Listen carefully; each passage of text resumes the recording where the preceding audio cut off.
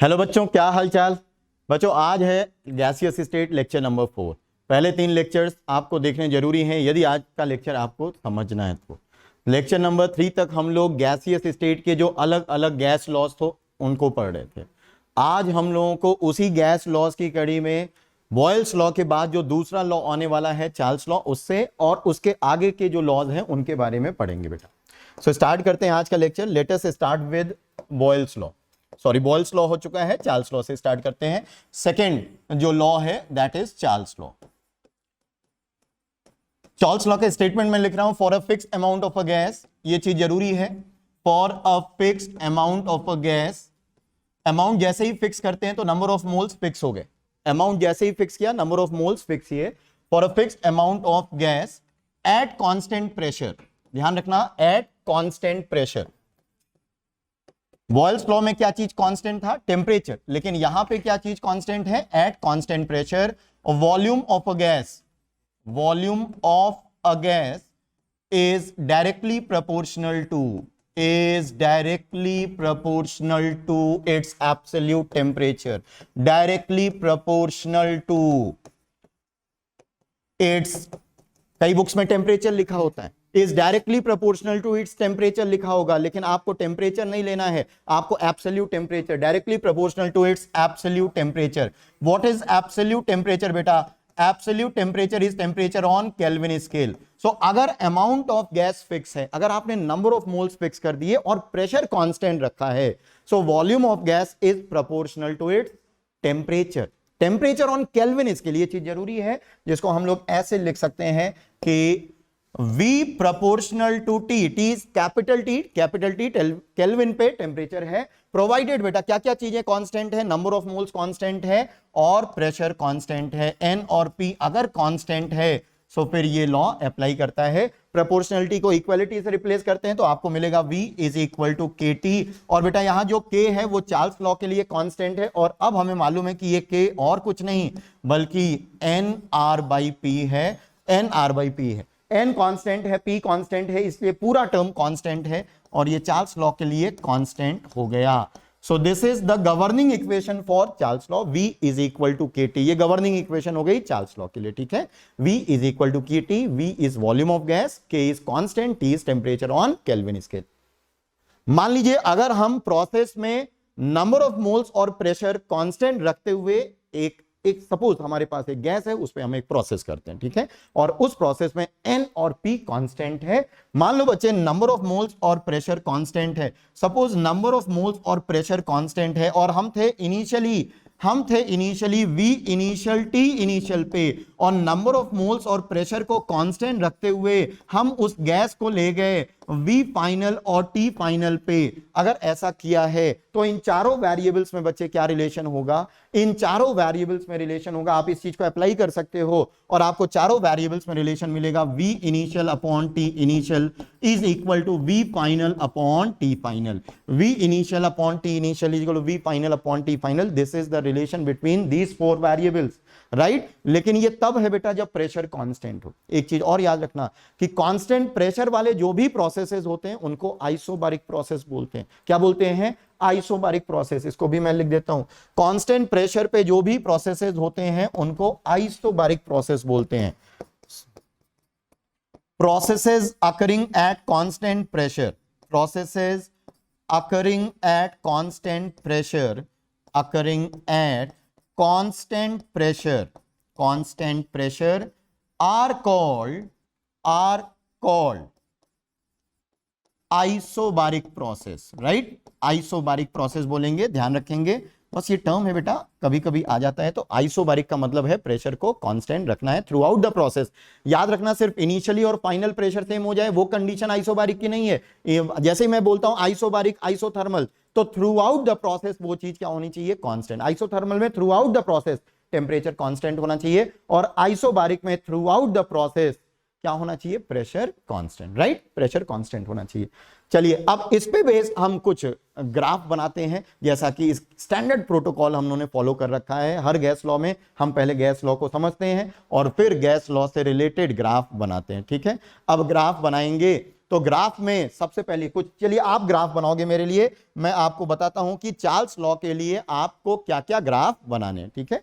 चलिए आप पहला ग्राफ बनाएंगे, so let us write this heading, graphs related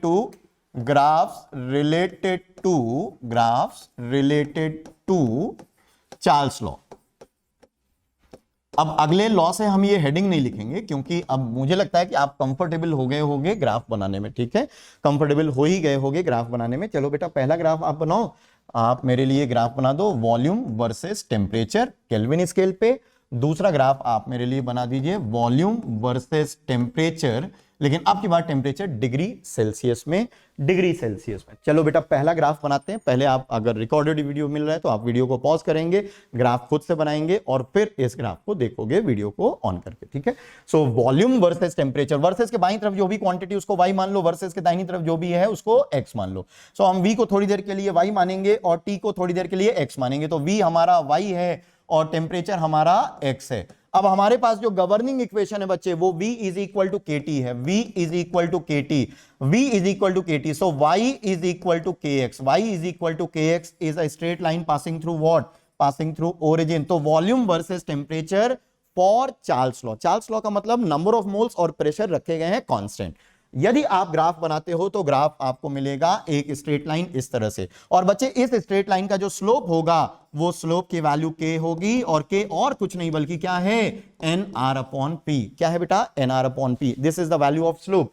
और अगर मैं आपको बोलता हूं कि आप मुझे इस ग्राफ के लिए, सपोज कहीं पे आपको ये ग्राफ दिया हुआ है वॉल्यूम वर्सेस टेम्परेचर, और आपसे बोला जा रहा है कि दो कर्व बनाए गए, मतलब एक गैस के साथ एक एक्सपेरिमेंट किया गया जिसमें नंबर ऑफ मोल्स और प्रेशर कांस्टेंट रखा गया और वो प्रेशर P1 है, और दूसरी गैस के साथ, सपोज उसी गैस के साथ उन्हीं मोल्स के साथ एक और एक्सपेरिमेंट किया गया लेकिन अब प्रेशर P2 है। सो P1 और P2 में क्या रिलेशन होगा बेटा, कौन सी क्वांटिटी ज्यादा है, P1 ज्यादा है या P2 ज्यादा है।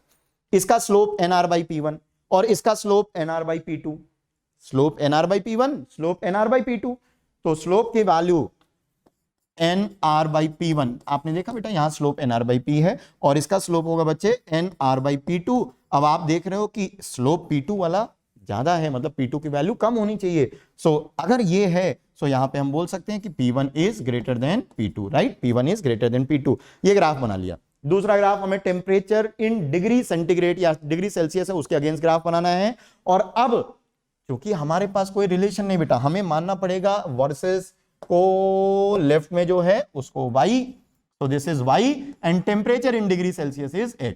अब मेरे पास जो रिलेशन है, गवर्निंग इक्वेशन जो बेटा है चार्ल्स लॉ की, वो v is equal to K T है, v is equal to K T volume. अब दिक्कत यह है कि इस इक्वेशन में हमारे पास टेम्परेचर डिग्री सेल्सियस में नहीं केल्विन में, लेकिन आपको मालूम है बेटा कि अगर टेम्परेचर केल्विन में पता हो तो आप बहुत आसानी से उसको डिग्री सेल्सियस में कन्वर्ट कर सकते हैं, so this is the relation. ऐसे ही तो कन्वर्ट करते हैं बेटा, temperature on Kelvin scale is equal to temperature on Celsius plus 273.15। कई जगह आप 0.15 को ड्रॉप करता हुआ देखोगे, और हम लोग भी करेंगे सिंप्लिसिटी के लिए, लेकिन यहां तो चलो थोड़ा एक्यूरेट रखते हैं। So y is equal to, this is x, y is equal to के x plus k into 273.15, this is k into 273.15। y is equal to mx plus c, this is the equation of a straight line but not passing through origin. अब की बार बेटा origin से नहीं पास होगा, temperature in degree Celsius. ये आपको इस तरह से एक लाइन मिलेगी जिसका कुछ इस तरह से, ठीक है। इसका स्लोप अभी भी बच्चे कितना है, स्लोप की वैल्यू कितनी है k, और k की वैल्यू क्या है बेटा nr बाई p। लेकिन इस बार बच्चे जो इंटरसेप्ट है, ये इंटरसेप्ट वो ओरिजिन से पास होता हुआ नहीं, मतलब जीरो नहीं है, आपको ये वैल्यू मिल रही है, दिस इज k इंटू 273.15। और अगर आप इस ग्राफ को पीछे एक्सटेंड करो बच्चे, अगर आप इस ग्राफ को पीछे एक्सटेंड करोगे तो आपको ये यहां पे मिलता हुआ दिखाई देगा। इस पॉइंट के कोऑर्डिनेट्स, ये वो जगह है जहां पे वॉल्यूम की वैल्यू 0 हो रही, वो टेम्परेचर है जहां पे, तो आपको इस पॉइंट के कोऑर्डिनेट्स मिलेंगे -273.15 डिग्री सेल्सियस कॉमा 0, राइट। तो ये आप जब एक्सटेंड करोगे पीछे तो ये जो है ये मिनिमम पॉसिबल टेम्परेचर आपको भी मालूम है -273.15, right. So this is volume versus temperature in degree Celsius, ठीक है बेटा। अब मैं आपको एक क्वेश्चन दूंगा और आप उस क्वेश्चन को करो, ग्राफ से रिलेटेड क्वेश्चन है, ध्यान से करेंगे, ठीक है बेटा। चलिए नेक्स्ट पेज पे मैं आपको क्वेश्चन देने वाला हूं, क्वेश्चन दूंगा तो आप क्वेश्चन को लिखेंगे साथ साथ में, मैं भी साथ साथ में क्वेश्चन को लिख रहा हूं, मैंने पहले से उसको लिख के नहीं लिया है, फिर आप लिखोगे और साथ साथ में सोचते जाओगे कि क्वेश्चन कैसे करना है। वीडियो को पॉज कर लीजिएगा, सॉल्यूशन बाद में देखना जब सिंसियरली क्वेश्चन अटेम्प्ट कर लेना तब, ठीक है। चलिए क्वेश्चन आपसे ये है, for two gases A and B, the following graph is obtained, the following graph is obtained at constant pressure of at constant pressure of 0.0821 atm, 0.0821 atm, right? Find moles of gases used in the experiment,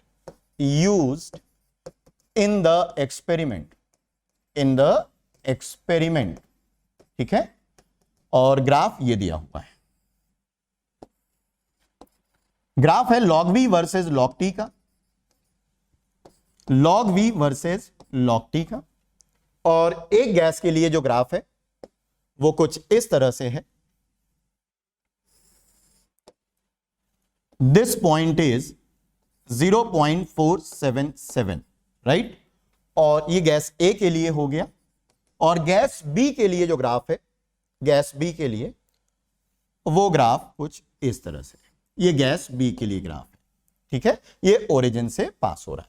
तो आपको ये बताना है कि यहां पे कितने moles of gas use हुई। वॉल्यूम बेटा लीटर्स में, टेम्परेचर केल्विन में, वॉल्यूम लीटर में है, टेम्परेचर केल्विन में है, और कांस्टेंट प्रेशर 0.0821 एटीएम गिवन है। और आपको बताना है कि ये जो दो गैसेस के साथ एक्सपेरिमेंट किया गया जिसका log v versus log t graph इस तरह से मिल रहे हैं, तो आपको बताने हैं बच्चे कि इनके मोल्स कितने यूज किए गए होंगे इस एक्सपेरिमेंट में, ठीक है। आप इसको पता करो, वीडियो को पॉज करो, मैं इसको करता हूं, ठीक है।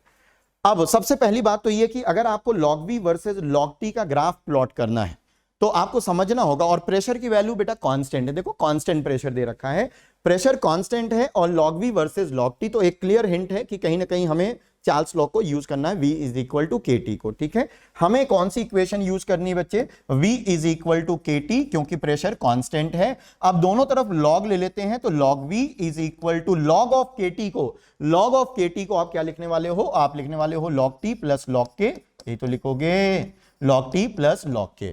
log v को y मानना है, इसको y मान रखा है आपने, और इसको x मानना है बेटा, इसको क्या मानना है y, और इसको बच्चे x मानना है, ठीक है। सो इसको मैं y मान रहा हूं, y is equal to x plus log k।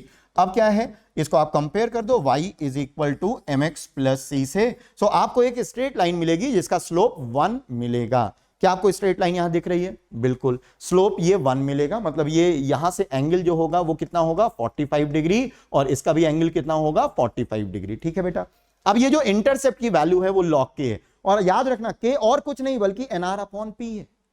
Charles law में जो k है वो क्या है, nr अपॉन p। सो ये जो इंटरसेप्ट है, this intercept on y axis, this intercept on y axis is nothing but nr upon p, log nr upon p, so log k। for gas a, now for a gas बताइए intercept कितना है, intercept कितना है, intercept for a gas is log na r upon p, यही तो आएगा, यही तो log k है। k की वैल्यू आपको मालूम है बेटा nr अपॉन p है, तो गैस A के लिए जो इंटरसेप्ट आएगा वो log NaR अपॉन P, और इसकी वैल्यू दे रखी है 0.477, इसकी वैल्यू दे रखी है 0.477। जैसे ही 0.477 आता है तो आपके दिमाग की घंटी बजनी चाहिए कि ये वैल्यू तो log 3 है, 0.477 और कुछ नहीं बल्कि क्या है बेटा log 3। So this is equal to log 3, right. अब ये log गया, NaR अपॉन P की वैल्यू 3 है। अगर आप गौर से देखो तो P की वैल्यू और R की वैल्यू सेम 0.0821, और ये R की वैल्यू भी 0.0821, तो नंबर ऑफ मोल्स, तो log Na into 0.0821 upon pressure कितना है बच्चे, प्रेशर भी 0.0821, और इसकी वैल्यू log 3 है, so this all goes number of moles for A is 3, number of moles for A is 3। अब B के मोल्स कैसे पता करेंगे? B के लिए इंटरसेप्ट 0 है, अगर B के लिए बात करें तो इंटरसेप्ट 0 है। So for gas B intercept which is log NBR upon P, this is 0 और 0 को आप लिखोगे log 1, राइट? सो NBR upon P की वैल्यू है 1 और R और P तो वैल्यूज बराबर दे रखी हैं, तो NB की वैल्यू कितनी हो जाएगी बेटा? 1। Number of moles of B is 1, number of moles of A is 3। ठीक है, log V versus log T का जो ये ग्राफ दो गैसेस के लिए दिया हुआ है, इन वैल्यूज के साथ B के मोल्स कितने आते हैं? 1 और A के मोल्स कितने आते हैं? 3। ठीक है, क्या ये पॉइंट क्लियर है? क्या ये इंटरसेप्ट नेगेटिव हो सकता है? बिल्कुल हो सकता है बेटा, that will depend upon the value of NaR अपॉन P। log NaR अपॉन P की वैल्यू या log NR अपॉन P की वैल्यू नेगेटिव हो सकती है। ठीक है, चलिए अगला जो गैस लॉ है वो है Gay-Lussac's law. so that particular law is third gas law Gay-Lussac's law।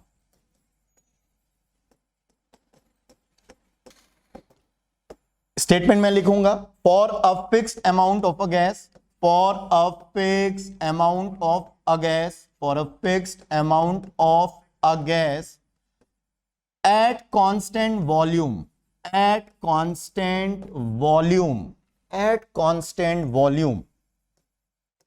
अब वॉल्यूम कांस्टेंट है, चार्ल्स लॉ में प्रेशर कांस्टेंट था और बॉयल्स लॉ में टेम्परेचर कांस्टेंट है। सो यहां पे वॉल्यूम कांस्टेंट है। Eight constant volume pressure of a gas, pressure of a gas is directly proportional to, is directly proportional to, is directly proportional to its absolute temperature, its absolute temperature, absolute temperature, right?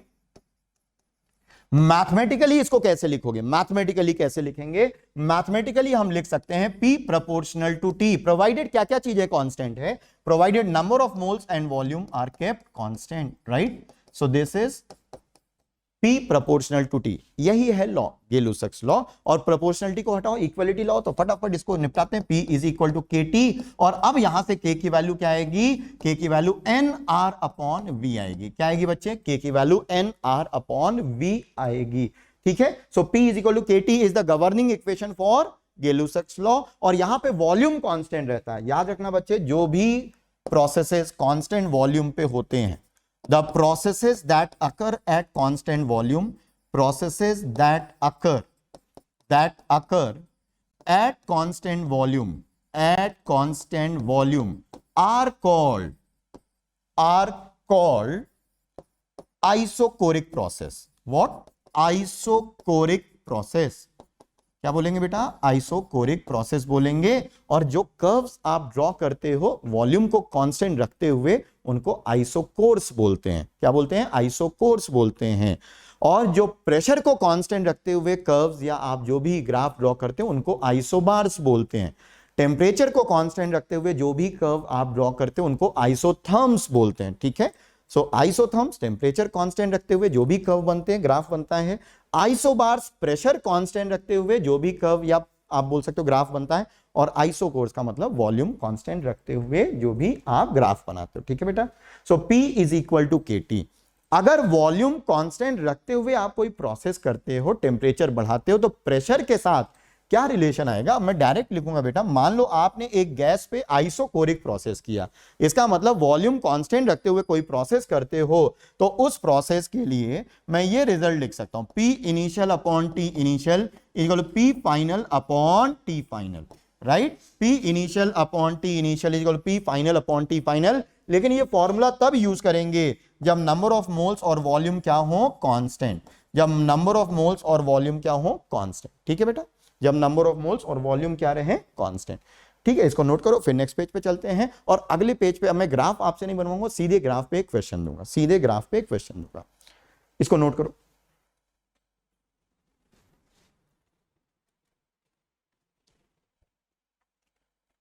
चलिए question ये है आपसे,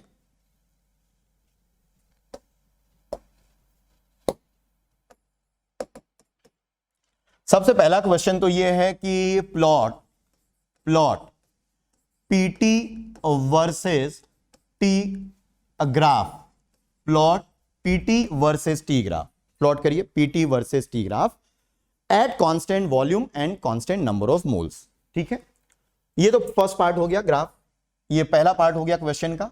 second part है और eight constant volume and number of moles, ये दोनों constant है। ठीक है, तो अब आपको ये ग्राफ बनाना है। दूसरा क्वेश्चन इसी पार्ट से रिलेटेड है, इफ वॉल्यूम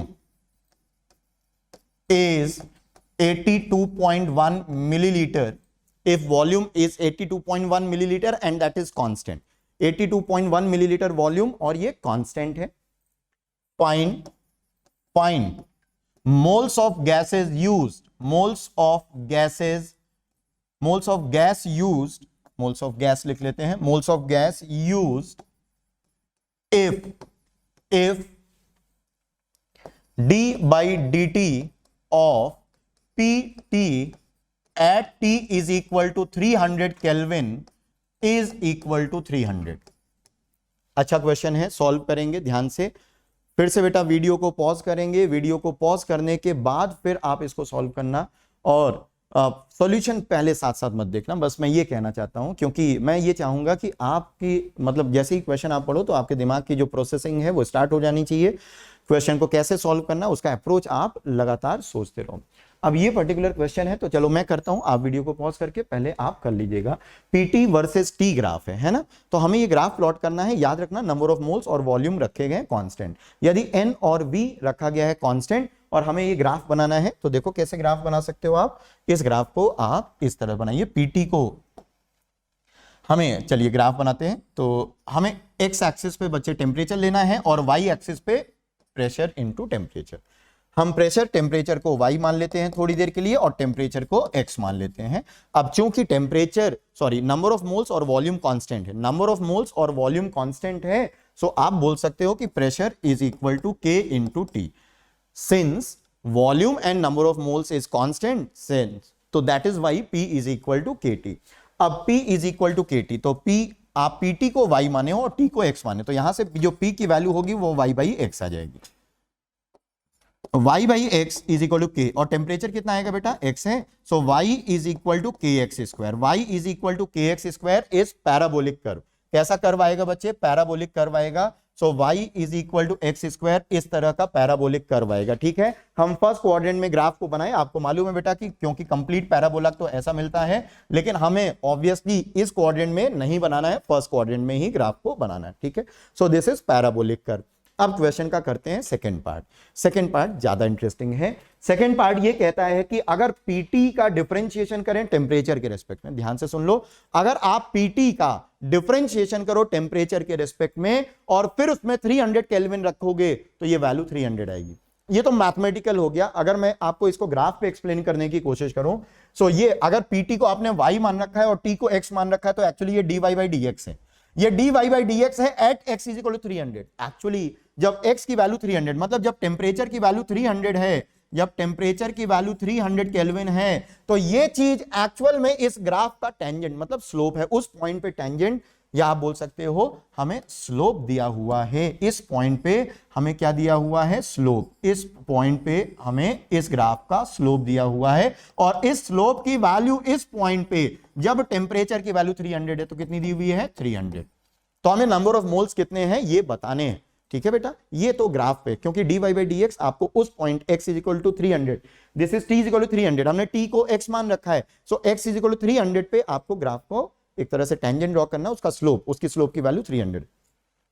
चलिए मान लो ये हमको नहीं भी मालूम, तब भी हम लोग सिंपल तरीके से कर सकते हैं, क्योंकि हमें मालूम है कि p की वैल्यू होती है nr अपॉन v इंटू टी। ठीक है, और pt की वैल्यू हो जाएगी बच्चे nr अपॉन v इंटू टी स्क्वायर।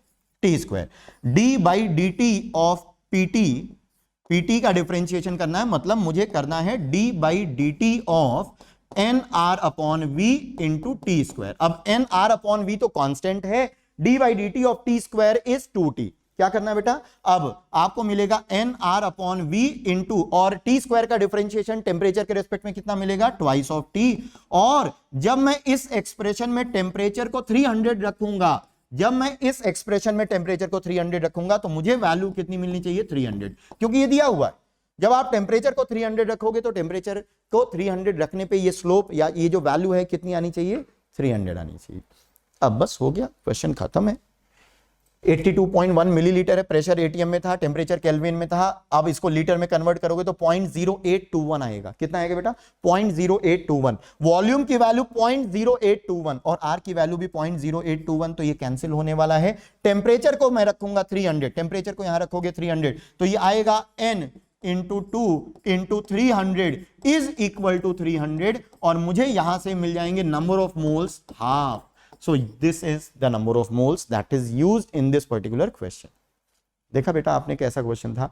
अब ये प्रॉब्लम क्या है गैसियस स्टेट में, अगर आप गैसियस स्टेट को ये समझ रहे हो, अब किन्हीं लोगों को ये चीज पसंद नहीं आ रही होगी कि गैसियस स्टेट में ये सब क्या फालतू की चीजें चल रही, ये फालतू नहीं बेटा।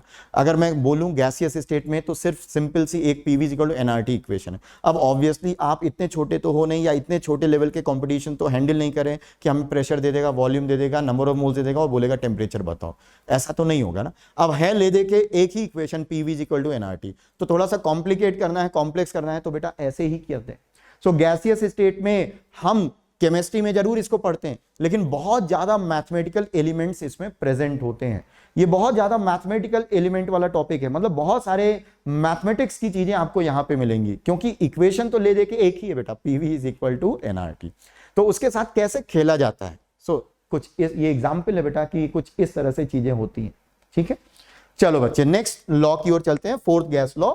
ठीक है, so fourth and final gas law is what?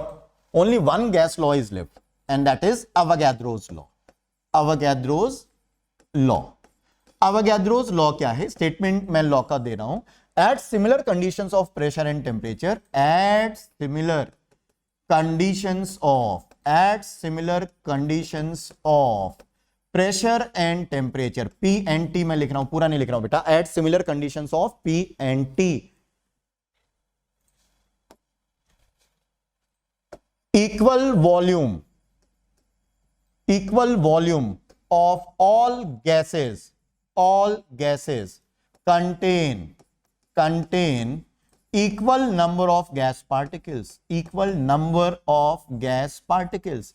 या इसको ऐसे भी बोल सकते हो कि volume of gas is proportional to the number of gas particles present in it।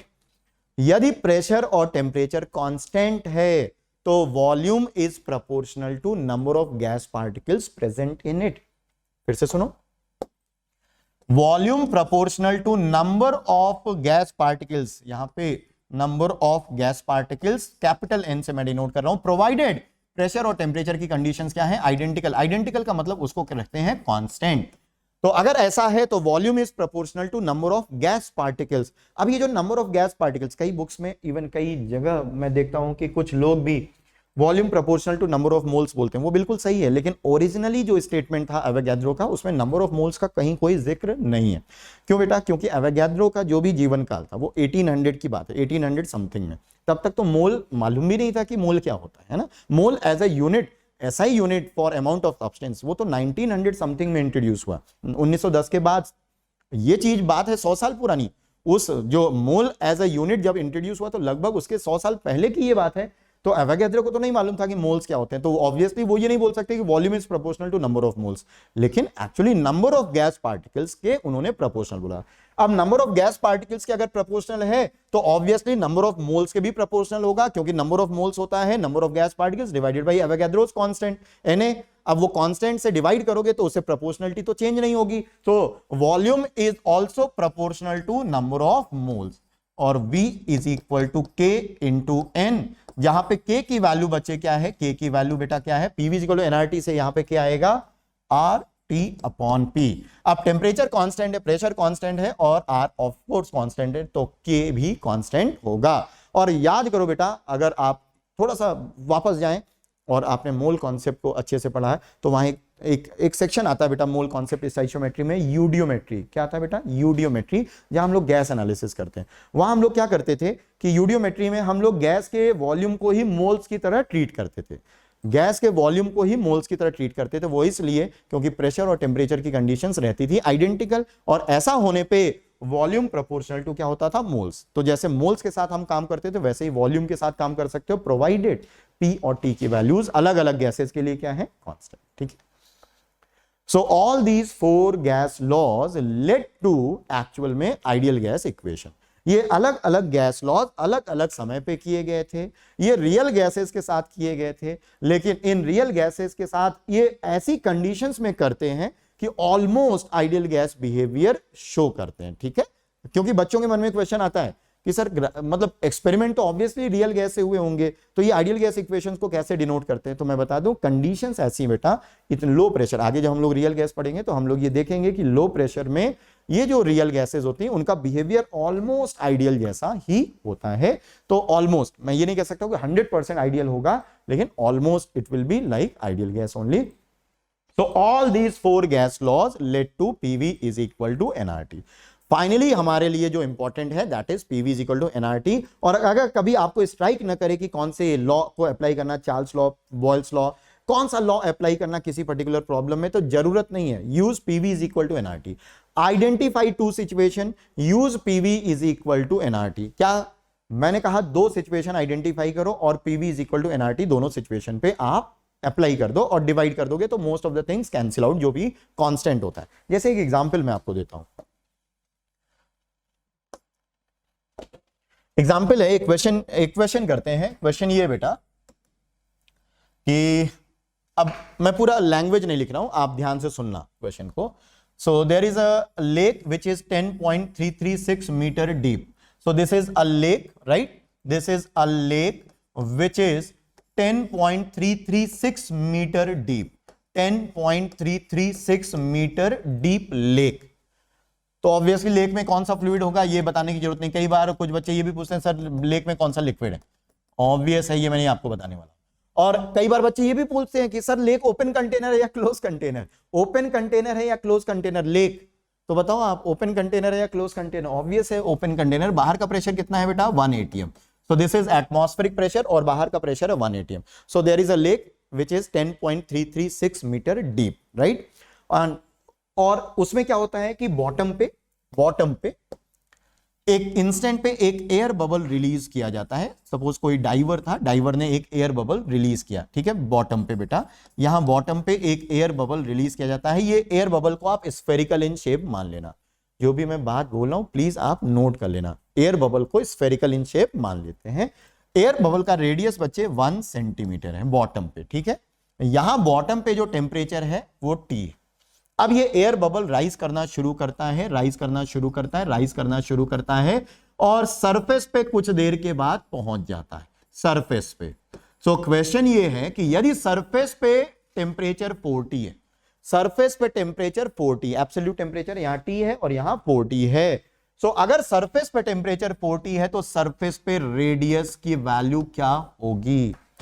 ये एयर बबल जो बॉटम पे रिलीज हुआ है सरफेस पे राइज करता है। बॉटम पे उसका रेडियस 1 सेंटीमीटर है, सरफेस पे पहुंचने पे उसका रेडियस बताइए अगर बॉटम पे टेम्परेचर T है और सरफेस पे टेम्परेचर 40 है। तो इस क्वेश्चन को करने के लिए जैसा मैंने कहा कि प्रॉब्लम जब PV = nRT की आती है तो identify 2 situation, use PV = nRT in both the situations and divide, ठीक है, डिवाइड कर दो। Most of the things get cancel out, जो भी कांस्टेंट चीजें होंगी वो कैंसिल आउट हो जाएंगी, आपको डिजायर्ड रिजल्ट मिल जाएगा। सो यहां पे बेटा अब फिर से वीडियो को पॉज करो और आप जल्दी से आंसर बताओ, मैं करता हूं इसको। यहां पे 2 सिचुएशन आइडेंटिफाई करनी है, तो एक सिचुएशन हो गई बॉटम पे और एक सिचुएशन हो गई सरफेस पे, ठीक है। मच्छर, डेंगू मच्छर, ठीक है, एक बॉटम पे हो गया और एक सरफेस पे हो गया। अब ये जो बॉटम पे प्रेशर है वो कितना होगा बेटा?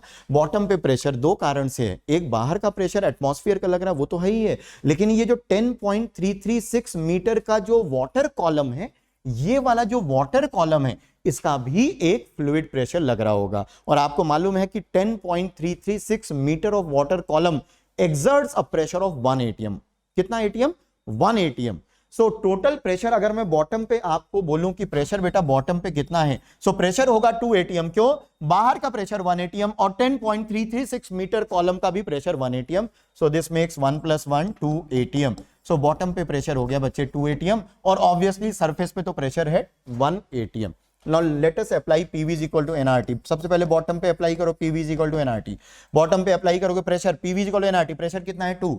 वॉल्यूम स्फेरिकल इन शेप मानो 4/3 पाई r क्यूब। r क्यूब का मतलब 1 cube. Number of moles n, मान लो जो अंदर एयर है उसके मोल्स n है, r और टेम्परेचर है नीचे T। सरफेस पे जब ये एयर बबल पहुंचेगा तो सरफेस पे प्रेशर कितना हो गया? Use PV is equal to nRT at the surface also. तो सरफेस पे प्रेशर है 1, वॉल्यूम कितना है? 4/3 पाई r क्यूब। r क्यूब अब हमें पता करना है, number of moles n r, और अब नया टेम्परेचर वहां पे 40 है। ठीक है, बस हो गया। दोनों को डिवाइड करो, दोनों को डिवाइड करो। डिवाइड करोगे तो आपको बहुत सारी चीजें कैंसिल होती हुई दिखेंगी। 2/r cube is equal to 1/4। So r cube is equal to 8।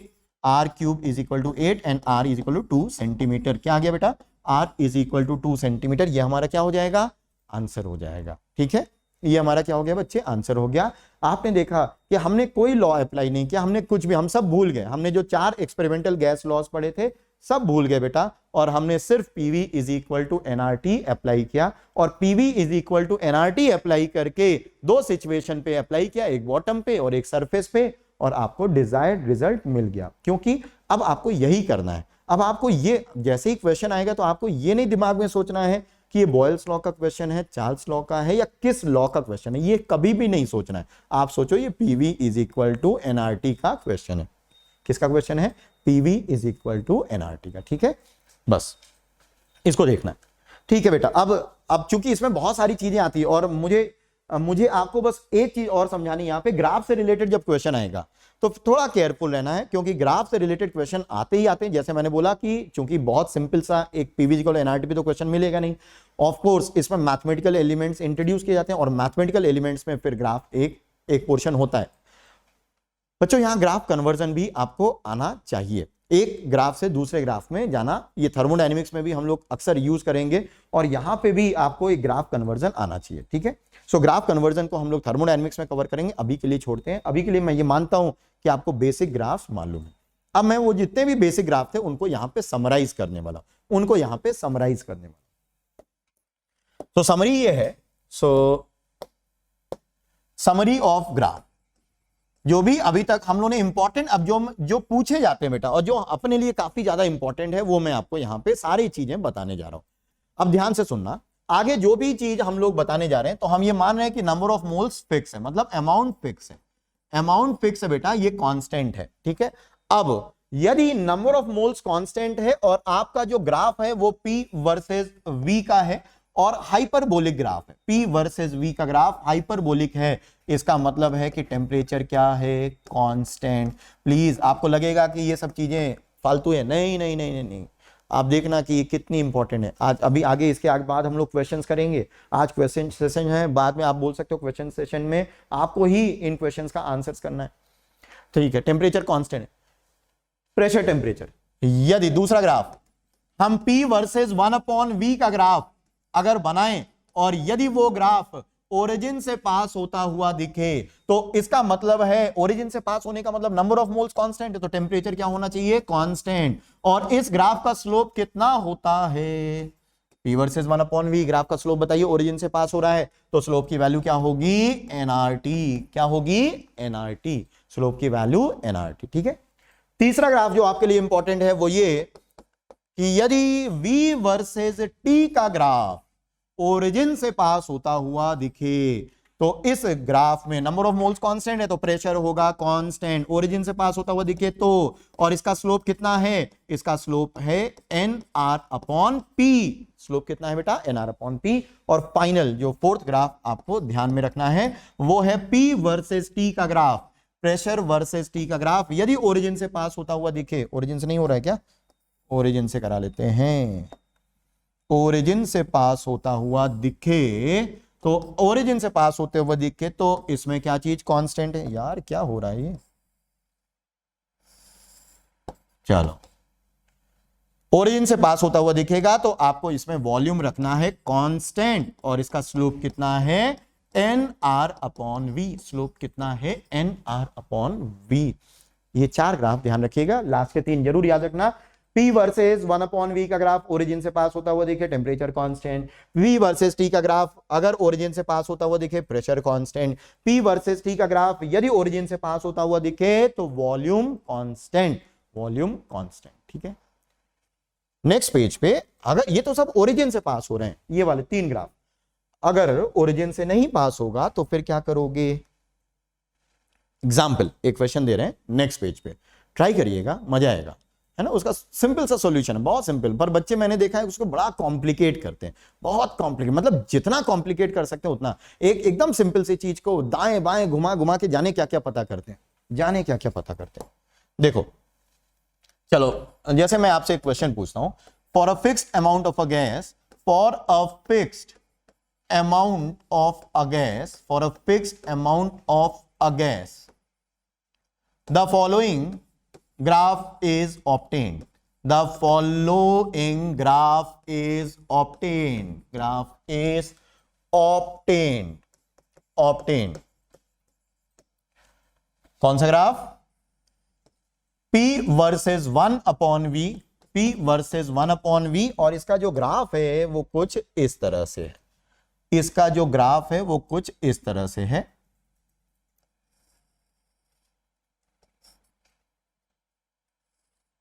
अरे यार, ठीक है, सब स्ट्रेट लाइन है कोई अगर टेढ़ा बन गया हो तो आपको स्ट्रेट लाइन बनाना है। सो अब मैं यहां पे कुछ पॉइंट्स लिख देता हूं। सो this is 1, this is 2 and this is 3, right. This is 1, this is 2 and this is 3। Question ये है कि give the relative order of temperatures, give the relative order of temperatures at 1, 2 and 3, 1, 2 and 3। मतलब आपको ये बताना है T1 यहां पे 0.1 पे टेम्परेचर T1 है, 0.2 पे टेम्परेचर T2 है और 0.3 पे टेम्परेचर T3 है। तो आपको बताना है T1, T2 और T3 में रिलेशन कि कौन सा बड़ा है, कौन सा छोटा है या बराबर है, आपको ये बताना है। ठीक है, आपको ये बताना है। ठीक है, कैसे करेंगे देखो, आपको क्या बताना था कि T1 और T2 और T3 टेम्परेचर्स में कौन किससे ग्रेटर है, कौन किसके इक्वल है, कौन किससे लेस है। Basically you have to give a relative order of these temperatures, 3 temperatures. So P versus 1 upon V का ग्राफ है। अब यहां पे प्रेजेंस ऑफ माइंड चाहिए, P वर्सेस 1 अपॉन V का ग्राफ। अब हमें याद है कि P वर्सेस 1 अपॉन V का ग्राफ यदि ओरिजिन से पास होता तो temperature constant. P versus 1 upon V का ग्राफ अगर ओरिजिन से पास होता तो टेम्परेचर कांस्टेंट होता है।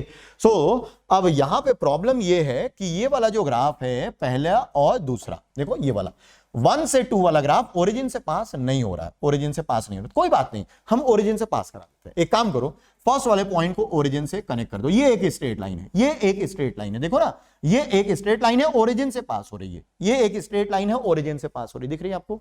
इसका स्लोप क्या होगा? P वर्सेस 1 अपॉन V का ग्राफ ओरिजिन से पास होता है तो स्लोप कितना होता है nRT, और टेम्परेचर यहां T1 है तो इसका स्लोप होगा nRT1, राइट, nRT1। ठीक है, ठीक है, ठीक है, ठीक है। ये सेकंड वाला, इसका स्लोप क्या होगा nRT2, और इसका भी स्लोप nRT3। भाई थर्ड वाला कनेक्ट करोगे तो nRT3 होगा। अब आप देख रहे हो कि इन दोनों का स्लोप, ये दोनों तो एक ही लाइन पे फॉलो कर रहे हैं, इसका मतलब nRT2 की वैल्यू nRT3 के बराबर है। इस लाइन का स्लोप और इस लाइन का स्लोप सेम ही तो है, इसका मतलब nRT2 की वैल्यू nRT3 के बराबर है, nRT2 की वैल्यू nRT3 के बराबर है। सो T2 की वैल्यू T3 के बराबर है, T2 की वैल्यू T3 के बराबर। ठीक, temperature at second is equal to temperature at third, T2 और T3 बराबर। फिर 1 का क्या करें? इन सभी में सबसे ज्यादा स्लोप किसका है? इस वाली लाइन का सबसे ज्यादा स्लोप देखो, इस वाली लाइन का कितना है nRT1, मतलब nRT1 की वैल्यू तो सबसे ज्यादा है, तो T1 is greater than T2 and T2 is equal to T3। So what relation do we get? T1 greater than T2 equal to T3। So this is the relation. और question में कैसे पूछते हैं? Actually temperature first decreases, temperature first decreases as we go from 1 to 2, as we go from 1 to 2 temperature first decreases and then remains constant. Temperature first decreases and then remains constant, पहले decrease और फिर constant. ठीक है, तो ये है graph से related questions. और अब आगे क्वेश्चंस हैं, चलो करते हैं। ये करना है आपको, ठीक है। ओहो सफेद सफेद हो गया, चलो करो। मेरा चेहरा धुंधला आ रहा होगा, आ रहा है? चेहरे पे नहीं, क्वेश्चन पे ध्यान दो। अब आप क्वेश्चन पे ध्यान दो। For the following process involving fixed moles of ideal gas select the correct statement. D is density of gas. चार ऑप्शन दिए हुए बेटा, ग्राफ दिया हुआ है और आपको बताना है कि इन चारों में कौन कौन से ऑप्शन सही हो सकते हैं। एक से ज्यादा ऑप्शन सही हो सकते हैं। फटाफट क्वेश्चन को करो, जल्दी करो। आप वीडियो को पॉज करेंगे, फिर आप अटेम्प्ट करेंगे और फिर वीडियो को प्ले करके फिर सॉल्यूशन देखना। मैं इसको करने जा रहा हूं, है ना, हम इसको करने जा रहे हैं। अब यूज कर लेते हैं पेन का कलर रेड। ठीक है, सबसे पहले अगर आप फिर से ध्यान से देखो तो P वर्सेस 1/V का ग्राफ है, P वर्सेस 1/V का ग्राफ है। और ये वाला जो पॉइंट है, अगर मैं ये ओरिजिन है बेटा, ये वाली लाइन का जो स्लोप है, ये वाली लाइन का जो स्लोप है उसको मैं लिखूंगा NRTA, क्योंकि P वर्सेस 1/V का ग्राफ यदि ओरिजिन से पास हो तो उसका स्लोप होता है NRTA हो जाएगा। ठीक है, okay, NRTA, right, this is NRTA। अच्छा, यहां से ये वाला कितना होगा? ये होगा NRTC, और इधर लिखोगे NRTB, तो इधर स्लोप होगा NRTB। और आप ये तो स्ट्रेट लाइन एक ही है, इसका मतलब TC is equal to TB, TC is equal to TB, और TA की वैल्यू सबसे ज्यादा है, TA की वैल्यू सबसे ज्यादा, क्योंकि इस लाइन का स्लोप सबसे ज्यादा। तो एक रिलेशन तो आ गया, TA is greater than TC equal to TB। कोई ऑप्शन में दिख रहा है क्या? कहां है TA, दिस देखो, ये option number A, TA is greater than TB equal to TC। तो B और C का तो टेम्परेचर सेम है, लेकिन A का टेम्परेचर सबसे ज्यादा, तो A ऑप्शन तो हो गया। अरे टिक्का नहीं लग रहा है, ठीक है, A ऑप्शन हो गया। अब एक और ऑप्शन, दो और ऑप्शन, और कितने ऑप्शन चेक करने? 3 ऑप्शन चेक करने हैं। ये वाला तो ऑब्वियसली नहीं होगा, ये तो नहीं होगा। ठीक है बेटा, डेंसिटी हमें चेक करना है। ए की डेंसिटी बी के बराबर नहीं, बी की डेंसिटी अब बोल रखा है कि फिक्स मोल्स हैं। अगर मोल्स फिक्स हैं तो बेटा मास फिक्स है ना, मास फिक्स है। डेंसिटी होता मास अपॉन वॉल्यूम। क्या होता बच्चे? डेंसिटी होता mass upon volume. So volume का सारा खेल है। जरा ए और सी वाली लाइन देखो, जरा इस वाले प्रोसेस में देखो। इस वाले प्रोसेस में 1/V की वैल्यू सेम है। 1/V की वैल्यू सेम मतलब वॉल्यूम सेम है। ए से सी में वॉल्यूम सेम है, वॉल्यूम सेम है और मास सेम ही है, तो डेंसिटी भी सेम होगा। इसका मतलब density at C is equal to density at A. कोई ऑप्शन है? डेंसिटी एट, ये ऑप्शन तो नहीं हो सकता। Density at C is equal to density at A, लेकिन चेक करना पड़ेगा कि क्या इसकी डेंसिटी बी की डेंसिटी से कम है। बी पॉइंट पे जो डेंसिटी है, अब यहां पे जरा देखो, यहां पे 1/V की वैल्यू, जरा देखिए 1/V की वैल्यू ज्यादा है। अगर 1/V की वैल्यू ज्यादा है तो वॉल्यूम कम होगा। अरे समझ में आ रहा है कि नहीं? 1/V अगर ज्यादा है तो वॉल्यूम कम होगा, वॉल्यूम कम होगा तो डेंसिटी ज्यादा होगी।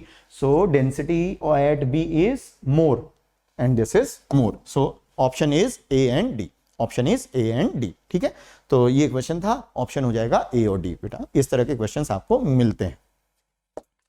अगला question, okay, the question is select incorrect graph for ideal gas. आपको इनकरेक्ट ग्राफ सेलेक्ट करने हैं। ये 4 ग्राफ दिए हुए हैं, आपको देखना है कि इनमें कौन कौन से ग्राफ इनकरेक्ट हो सकते हैं।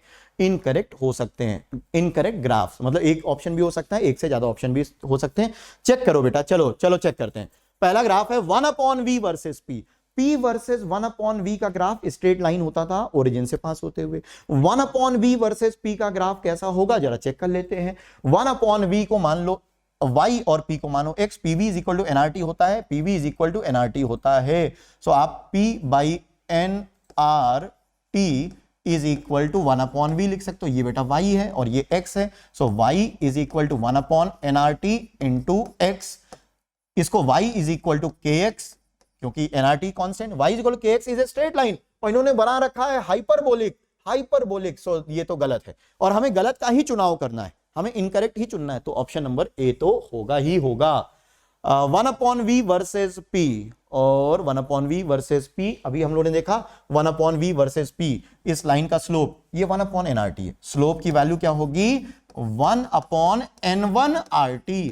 और इस स्लोप की वैल्यू क्या होगी, क्योंकि टेम्परेचर कांस्टेंट 1/n2RT। कौन सा स्लोप ज्यादा है, n2 वाला स्लोप ज्यादा है, मतलब n2 की वैल्यू कम होनी चाहिए, n2 की वैल्यू कम होनी चाहिए, n2 की वैल्यू कम है, n1 ज्यादा है। बिल्कुल सही है, ये सही है। आपको करेक्ट चुनना नहीं है, इनकरेक्ट चुनना है। तो ये आंसर मत दे देना, गलती यहां सिली मिस्टेक्स होती हैं, इनकरेक्ट सेलेक्ट करना है। तो ये करेक्ट है बेटा।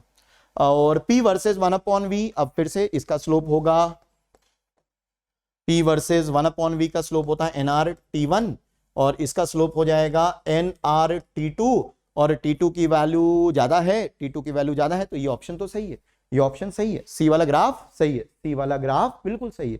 चलो बेटा डी वाला ग्राफ देखते हैं। V वर्सेस T का ग्राफ ओरिजिन से पास होता है तो इसका स्लोप होता है nR/P, स्लोप होता है nR/P। तो नंबर ऑफ मोल्स तो कांस्टेंट है, मतलब दोनों जगह स्लोप आप लिख सकते हो, यहां लिखोगे nR/P1 और यहां लिखोगे nR/P2। और कौन सा स्लोप ज्यादा दिख रहा है, इधर वाला स्लोप ज्यादा, स्लोप ज्यादा का मतलब P2 कम, P2 कम, P2 तो ज्यादा दे रखा है, ये तो गलत है। तो answer is A and D। आपको इनकरेक्ट ग्राफ चुनना था, the answer is A and D, A and D, A and D। ठीक है, चल एक और क्वेश्चन, नेक्स्ट पेज। क्या बात है, मजेदार क्वेश्चन है। Gas A 1 mole dissociates in a close rigid container. जैसे ही क्लोज कंटेनर आया, रिजिड, रिजिड का मतलब वॉल्यूम कांस्टेंट, फिर से सुन लो, रिजिड कंटेनर का मतलब वॉल्यूम कांस्टेंट है। सो gas A 1 mole dissociates in a close rigid container of volume 0.16 litre. ठीक है, as per following reaction, the reaction is given 2A is equal to 3B plus 2C। A का dissociation हो रहा है एक rigid container में। If degree of dissociation of A is 0.4, right, and remains constant in the entire range of temperature, then correct P versus T graph is। P versus T graph आपको बताना है कि सही ग्राफ कौन सा है। बहुत बढ़िया। सो एक काम करते हैं, ये बना लिया मैंने एक rigid container, close rigid container. अच्छा बेटा, P वर्सेस T ग्राफ। सो हमें P वर्सेस T, तो आपको मालूम है P होता है nR/V into T। P versus T graph, तो आपको चारों ग्राफ स्ट्रेट लाइन दिख रहे हैं, इसका मतलब है y is equal to mx type की इक्वेशन है, y is equal to mx type की इक्वेशन है। तो जो स्लोप होगा वो m होगा, और स्लोप की वैल्यू nR/V, स्लोप की वैल्यू nR/V है। अब वॉल्यूम तो कांस्टेंट है क्योंकि रिजिड कंटेनर है, लेकिन नंबर ऑफ मोल्स रिएक्शन होने के कारण बदल रहे हैं। क्या है सिचुएशन, क्या है बेटा? तो इनिशियली 2A गैस ही है बेटा, is equal to 3B plus 2C। Initial number of moles is 1, T is equal to 0, जिसको मैं इनिशियल टाइम बोल रहा हूं। Number of moles given is 1, 1 में से कुछ मोल्स गए, 1 में से कुछ मोल्स गए, T is equal to T time पे जिस समय सवाल पूछा गया, यहां से मान लीजिए अल्फा मोल चले गए। डिग्री ऑफ डिसोसिएशन बेटा, डिग्री ऑफ डिसोसिएशन अल्फा 0.4, तो मान लीजिए 1 माइनस अल्फा। अगर बेटा ये अल्फा जाएगा तो ये 3 अल्फा/2 बनेगा, क्योंकि अगर ये 2 है तो ये 3 बनता है, तो अल्फा जाएगा तो 3 अल्फा/2 बनेगा, 2 से 2 बनता है मतलब यहां पे अल्फा बनेगा। अच्छा बेटा, अल्फा की वैल्यू मुझे दे रखी 0.4, ये देखो अल्फा की value 0.4, so this is 1 minus 0.4, 1 minus 0.4, this is 3 into 0.4 divided by 2 and this is 0.4, right? ये नंबर ऑफ मोल्स हो जाएंगे बेटा, 1 माइनस 0.4 is 0.6 मोल, ये बेटा हो जाएगा, ये भी हो जाएगा 0.6 मोल, 0.6 मोल, और ये 0.4 मोल। तो अगर मैं n, यहां n बच्चे किसके मोल्स हैं? जब इस कंटेनर में ये 3 गैसेज हैं तो यहां n गैस के मोल्स हैं। अब ये गैस मतलब सभी गैस जो प्रेजेंट है रिजिड कंटेनर के अंदर उनके मोल्स हैं। तो n टोटल कितना होगा बेटा? यहाँ n की वैल्यू सभी गैसेस के मोल्स 0.6 प्लस 0.6 प्लस 0.4 कितना हो गया? प्लस 0.4 कितना हो गया बेटा? This is 1.6। Now let us find slope of this line. So slope is equal to 1.6 into r, r की वैल्यू कितनी है? 0.0821, अच्छा सॉरी 0.08 लेनी है, 0.08 लेनी है, और वॉल्यूम कितना है बेटा? 0.16, 0.16, राइट, 0.16। तो ये तो स्लोप 0.8 आ रहा है, स्लोप की वैल्यू 0.8 आ रही, स्लोप की वैल्यू 0.8 आ रही है। यहां तो स्लोप की वैल्यू tan थीटा होता है ना, स्लोप कितना होता है बेटा? tan theta. सो यहां तो 0.75 है, यहां 0.8, मतलब the correct option is B, the correct option is B, right, the correct option is B. देखो बेटा करेक्ट ऑप्शन क्या मिलेगा? B option. ठीक है, समझ में आया?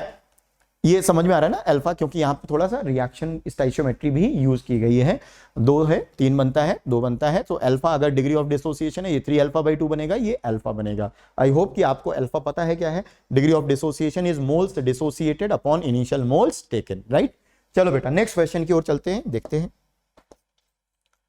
ओके नेक्स्ट क्वेश्चन ये, अब क्वेश्चन ये है, for the below graph which of the following combination is correct. आपको बताना है कौन सा करेक्ट स्टेटमेंट है। N represents mole and P represents pressure.